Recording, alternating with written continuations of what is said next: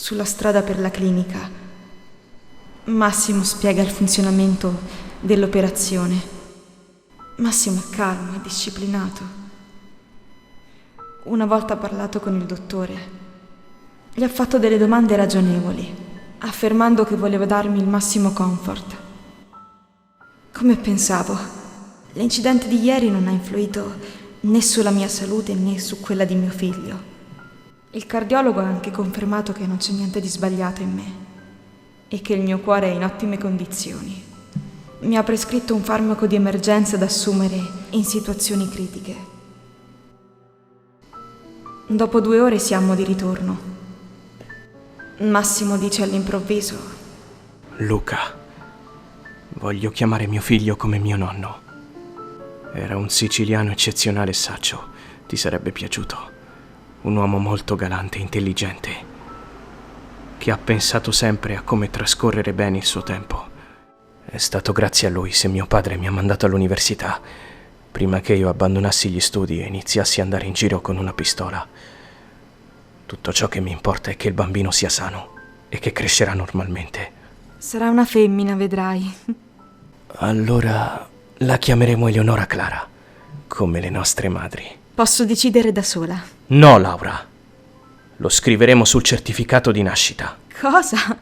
È una tradizione. È il donna a decidere sulla famiglia. E sarà così. E conosci quali tradizioni abbiamo in Polonia? Castriamo il marito dopo il suo primo figlio in modo che il tradimento non possa avvenire. Quindi, da quello che dici, userò ancora il mio membro per un po', dato che sarà una femmina.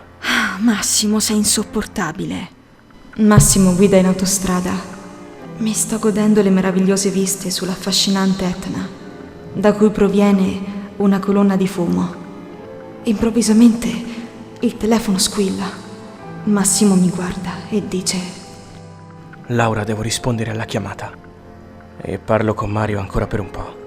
il suo consigliere ci infastidisce di tanto in tanto, ma so che è una cosa importante.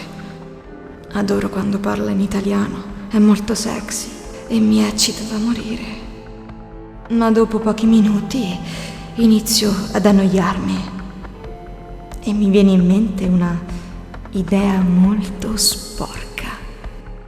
Metto una mano sulla coscia di Massimo e inizio ad accarezzarlo delicatamente attraverso i pantaloni, ma lui non sembra affatto rispondere a ciò che sto facendo. Così decido di andare avanti. Sbottono i pantaloni e scopro che non indossa biancheria intima e tiro fuori la sua mascolinità dal buco dei pantaloni. Sbircia su di me continuando la conversazione. Slaccio la cintura di sicurezza e la infilo in un'altra chiusura, in modo che lo strillo allarmante non interferisca la conversazione. Mi chino e prendo il suo membro in bocca e inizio a succhiarlo. Massimo fa un respiro profondo. Sospira. Le mie carezze rendono difficile la conversazione. Lo faccio rapidamente e senza problemi, unendo la mia mano. Dopo un po' sento la mano di Massimo afferrarmi la testa per farmi andare ancora più in profondità, per prenderlo ancora più in fondo. Vuole venire. I suoi fianchi tremano e il respiro accelera.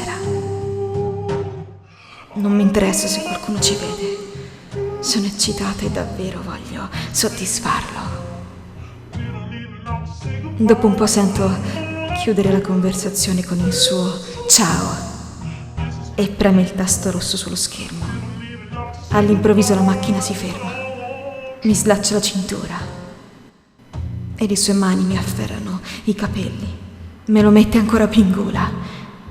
Geme più forte. Mi stai comportando come una puttana, la mia cagna. Mi eccita quando è così volgare. Adoro il suo lato scuro. Inizio a gemere, stringendo il suo membro tra le mie labbra e gli permetto di trattare la mia faccia come un giocattolo.